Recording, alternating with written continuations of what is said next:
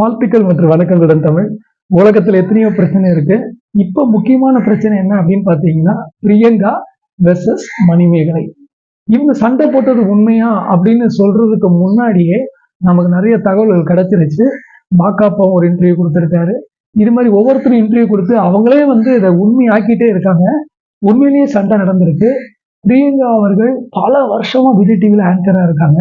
எல்லா நிகழ்ச்சியுமே அவங்களே எடுத்துக்கிறாங்க. அவங்களே ஆங்கர் பண்றதுனால மற்றவங்களுக்கு வாய்ப்பு தரல, வாய்ப்பு கிடைக்கல அப்படின்னு சொல்றதை நம்ம ஏற்றுக்க முடியாது. அது அவங்களுடைய திறமை, அவங்களுக்கு விஜய் வாய்ப்பு கிடைக்குது. ஆனா அவங்க தட்டி பறிக்கிறாங்களா, அடுத்தவங்களுடைய வாய்ப்புகளை தட்டி பறிக்கிறாங்களா அப்படின்றதான் கேள்வி. மணிமேகலை அவர்கள் வெளிப்படையாகவே சொல்லியிருக்காங்க, இது மாதிரி தட்டி பறிக்கிறவங்கள நான் கண்டுக்க மாட்டேன், எனக்கு தன்மானம் தான் முக்கியம், சுயமரியாதை தான் முக்கியம் அப்படின்றாங்க. சுயமரியாதை இதுல எங்க வருது?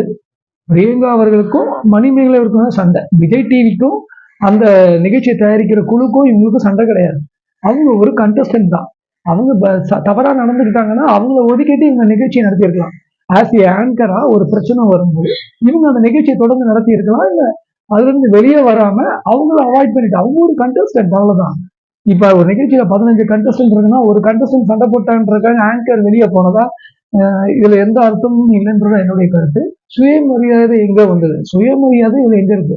விஜய் டிவி உங்களை அவமானப்படுத்தினா மட்டும்தான் அது சுயமரியாதைன்ற அந்த கேடருக்கே வரும்.